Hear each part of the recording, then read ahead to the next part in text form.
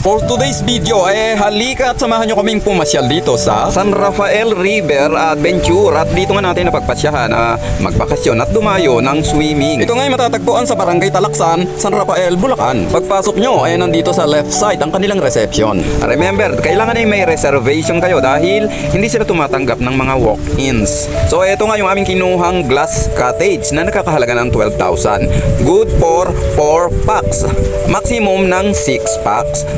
Ang bawat cottage ay may sariling mini pool. Ayan. At every palit ng guest ay nagpapalit din sila ng tubig ng mini pool. Kaya siguradong malinis yung tubig. Ayan, may pa-lighting effect pa. At syempre, meron din niyang pa-bubbles effect. Ayan. Ang oras ng check-in ay 7:30 PM at ang check-out naman ay kinabukasan ng 6 PM. Kaya magsasawa na rin kayo dito. So kung mahilig kayo sa nature ay magugustuhan nyo dito. Ayan o, nabuhay ng manuhan na ng aking mga kasama.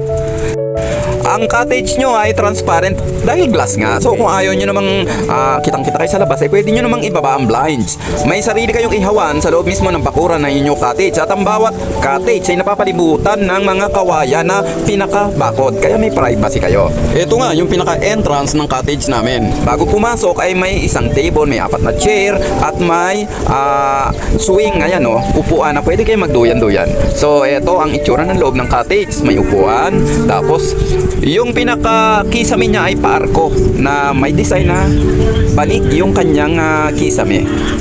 May sariling TV, may queen size bed, tapos may extra bed sa ilalim, hihilahin nyo na lang. At syempre, may loft bed. Syempre, kailangan nyo umakyat at may hagdanan dyan. So kung senior kayo, ipaubayan nyo na sa mga bata. Ayan, no? Ayan yung loft bed. Syempre, may table din dito sa loob, may silya, at ito lamang ang meron sa loob, 4 na tasa at 4 na platito. May electric kettle, wala nga lang mga pinggan at kutsara. May water dispenser, so may tubig kayong malamig at mainit. May mini refrigerator. Ayan. May kasama ring complimentary coffee, creamer at sugar na mga nakasashay na bawat isa ay isang timpla. At syempre, meron ding drawer ng damit, so pwede kayong mag-hanger dyan. Ito naman ay itsura ng kanilang CR. Cute. May glass enclosure para sa shower. Siyempre may complimentary na toiletries, toothbrush, toothpaste, sabon, shampoo. Kaya lang ay suggest magdala kayo ng toothpaste dahil ang liit ng toothpaste, parang isang lagayan lang ubos na. Hindi na rin kailangan magdala ng towel dahil meron na rin sila dito. Dahil 4 kami ay tigi-tigisa kami dyan. At ito naman yung glass enclosure para sa shower. Cute ng CR nila, malinis. So may free breakfast para lang siyempre sa mga nag-overnight. Ito ang itsura ng kanilang pool. May pa-shower effect pa siya oh. So dahil nga kinunan ko to na napakaaga pa, kaya tingnan nyo wala pang naliligo dyan. Medyo maluwang din yung pool nila at sakto lang naman sa lalim.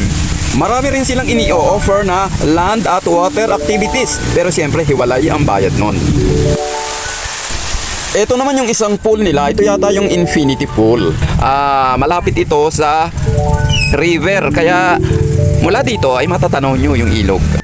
Ito ang kanilang El Rio Cafe. So pag nandito kayo ay overlooking. Tanaw nyo ang ilog. At ayun, matatanaw nyo rin yung kanilang floating pool. At yung kanilang floating restaurant na ginagamit sa river cruise.